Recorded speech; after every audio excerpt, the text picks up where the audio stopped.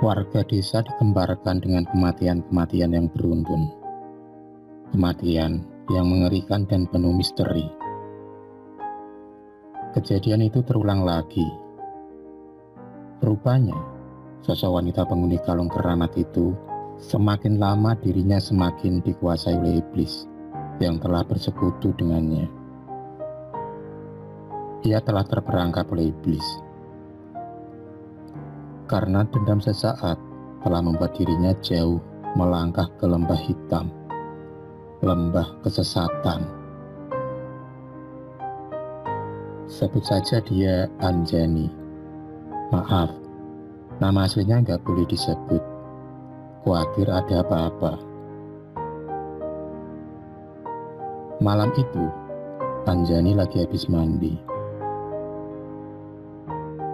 Setelah pukul 8 malam, ia bergegas melangkah ke kamarnya. Saat ia duduk di depan cermin, ia kaget saat ia melihat wajahnya yang tampak rusak dan menua lagi. Ia bingung harus mencari tumbal lagi. Sifatnya berubah-ubah, kadang ia baik, kadang ia jahat. Ini semua dipengaruhi oleh iblis yang telah bersarang dalam raganya.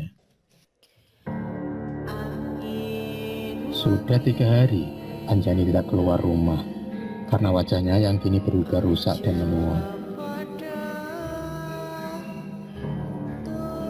Kali ini, pikirannya semakin kalut dan ia kemudian berubah lagi tampak kesetanan.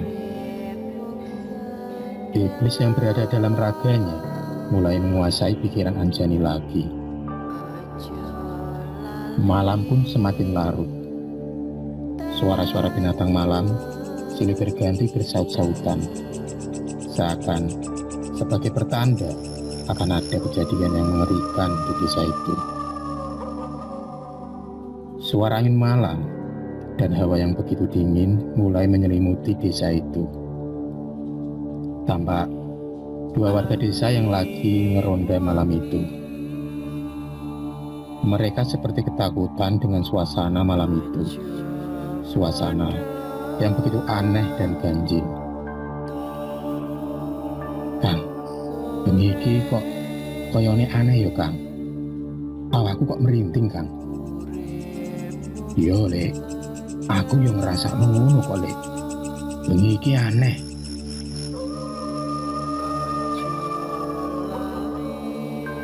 Dalam kegelapan malam, terlihat sosok bayangan wanita sedang berada di dekat rumah Pak Sarmo. Rupanya, wanita itu adalah Anjani yang lagi mencari mangsa, mencari tumbal ilmu hitamnya. Kali ini, ia mengincar anak gadisnya Pak Sarmo yang bernama Tuti. Ya, Tuti. gadis belia yang baru berumur 23 tahun. Ia terkenal karena kecantikannya. Sekitar pukul 12 malam, semua penghuni rumah sudah tertidur pulas. Di kamar Tuti, terlihat Tuti yang tengah tertidur pulas.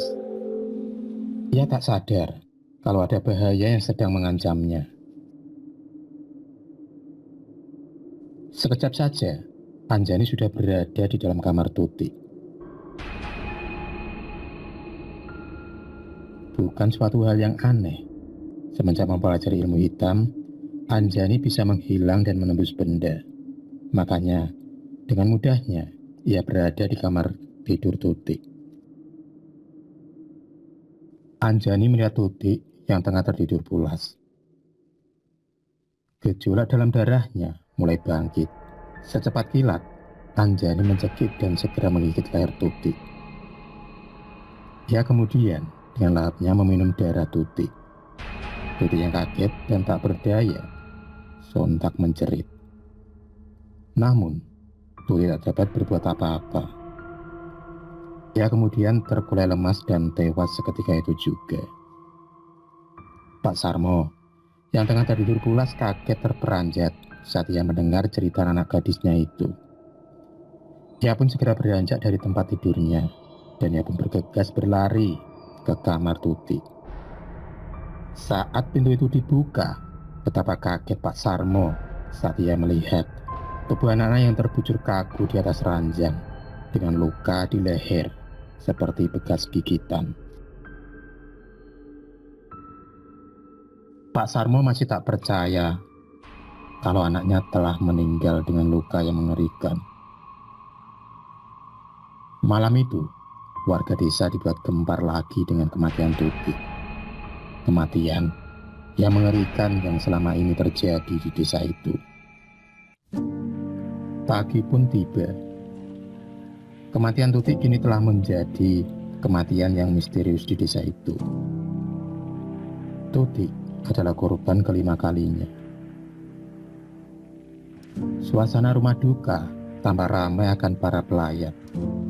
Dan sekitar pukul 10 pagi, acara pemakaman pun dilaksanakan di pemakaman desa itu. Waktu pun berganti. Dan kini malam telah tiba. Suasana desa itu semakin mencekam setelah kematian Tuti. Warga banyak yang berjaga-jaga bergerombol, dan anak-anak gadis tidak ada yang berani keluar apabila sore telah tiba.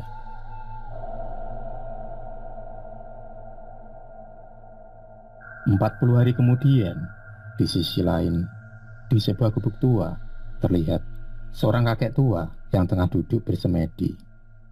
Rambutnya yang panjang dan berjenggot lebat terlihat begitu berwibawa.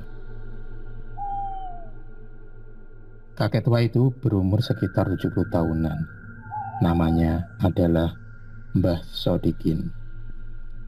Rupanya, Mbah Sodikin telah duduk bertapa selama 7 purnama. Malam ini adalah malam terakhir beliau menyelesaikan tapanya. Beliau telah merasakan ada kekuatan jahat yang begitu besar yang tak jauh dari tempatnya. Beliau merasakan kekuatan yang ganas dan kejam yang diselimuti oleh iblis. Malam pun semakin larut.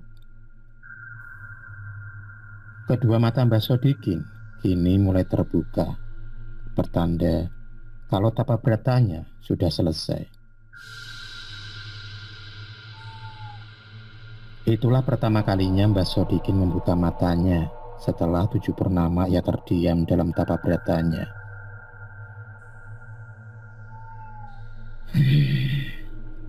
Rupanya benar. Firasatku, ada sebuah kekuatan yang bangkit lagi. Kekuatan iblis yang bersemayam pada seseorang. Padahal ilmu ini sudah lama hilang. Kenapa sekarang muncul kembali? gumam Mbak Sodikin di dalam hati. Malam itu juga, Mbak Sodikin pergi mencari sumber kekuatan jahat yang ia rasakan. Dengan secepat kilat, tiba-tiba ia pun menghilang, dan secepat itu juga ia telah sampai di desa Anjani berada. Oh, rupanya kekuatan jahat itu berasal dari sini. Rupanya di sini sudah menjadi korban keganasan ilmu itu. Ini tidak boleh dibiarkan. Rupanya, kali ini Anjani tengah mendapat korban lagi. Saat itu, Anjani tengah mencekik seorang gadis lagi. Saat Anjani ingin menggigit leher anak gadis itu, tiba-tiba ia merasakan seolah-olah ada kekuatan yang menahannya dari belakang. Dua energi pun berbenturan, dan ternyata Mbak Sodikin telah berada di hadapan Anjani. Hei orang tua, jangan ikut campur urusanku. Tiba-tiba, suara Anjani berubah menjadi suara yang menyeramkan. Rupanya kamu yang telah mempelajari ilmu ini, ilmu yang terkutuk. Anjani pun tertawa mengerikan.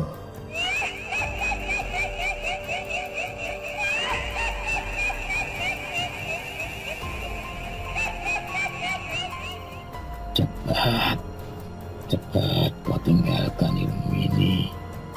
Kamu telah diperbudak iblis. Anjani tidak menghiraukan omongan Mbak Sodikin. Malah, ia kemudian menyerang Mbak Sodikin secepat kilat. Terjadilah benturan keras dua kekuatan yang berseberangan. Terdengar suara keras seperti suara petir yang memecah kesunyian malam.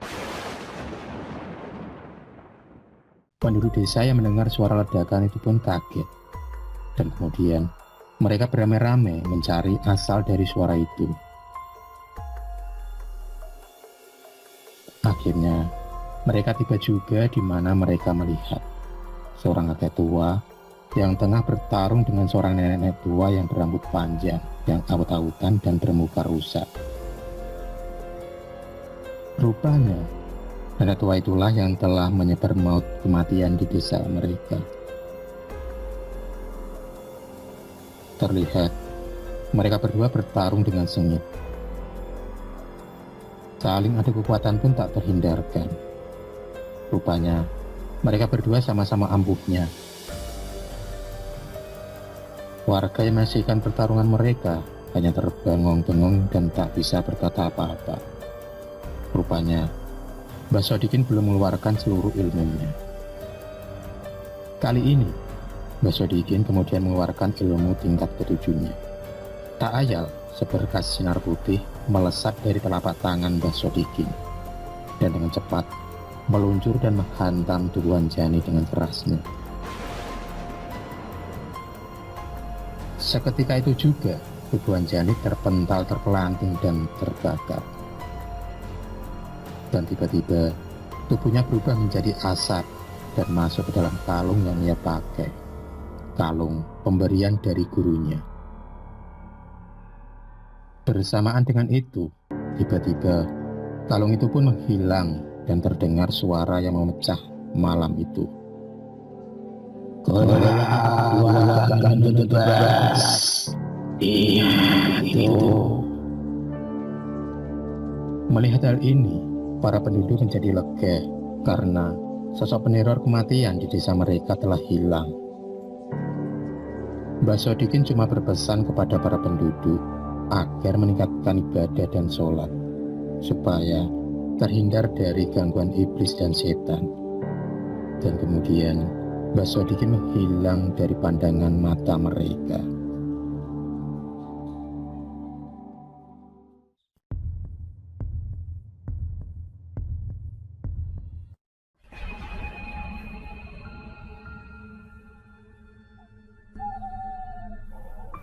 kasih sudah menonton video cerita bergambar ini. Klik subscribe untuk terus menonton video-video cerita bergambar selanjutnya. Semangat berkarya.